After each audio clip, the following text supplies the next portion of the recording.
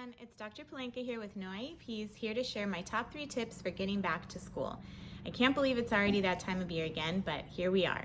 Tip number 1, connect with your child's team. For most of you, you're going to have multiple people to connect with, which would be your child's case manager and your child's teacher or teachers. Obviously, if your child is elementary age, you definitely want to connect with your child's teacher.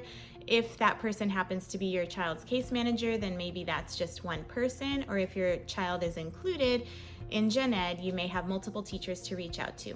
Either way, it's a great idea to introduce yourself and introduce your child. Obviously, if this is a new person to your child, if it's the same teacher carrying over from last year, maybe not necessarily a necessity, but it's still nice to reach out and reconnect before the year starts. If, however, it is a new teacher for your child, I highly recommend sending a brief intro letter, and I can't emphasize enough the word brief. I know Team Undivided has an excellent template, or you can share a brief and concise email to your child's team, just introducing who he or she is, what you found to work to support your child, and areas that you would like to see your child improve throughout the upcoming year.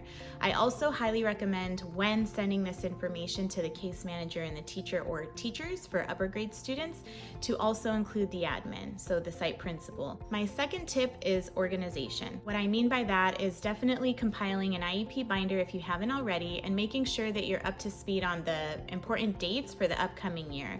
So of course, your IEP annual date, if your child has a triennial this year, just making sure you're aware of what that date is, and then count backwards 60 days to ensure you know when to expect your assessment plan, and any other important dates your child may have for the upcoming academic year.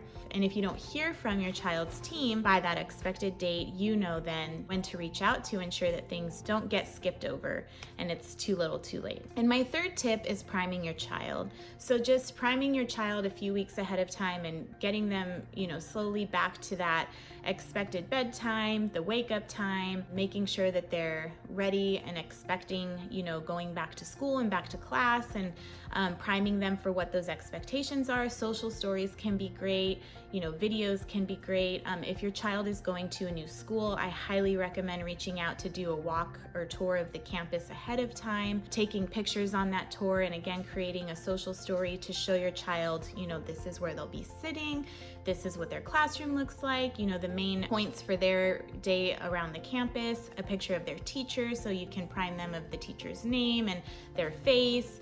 Of course, you can't take pictures of peers, but those pieces that you can take pictures of would be really great. And if for upper grade students, priming them with their school schedule, if they may be moving around from class to class, that can be a big change. And then also priming just their preparedness for going back to school. So going through their backpack with them, if that can be helpful, knowing where their supplies are, knowing, again, if they're going to have multiple classes, how to organize their binder, prepping them with having an agenda to help keep them organized.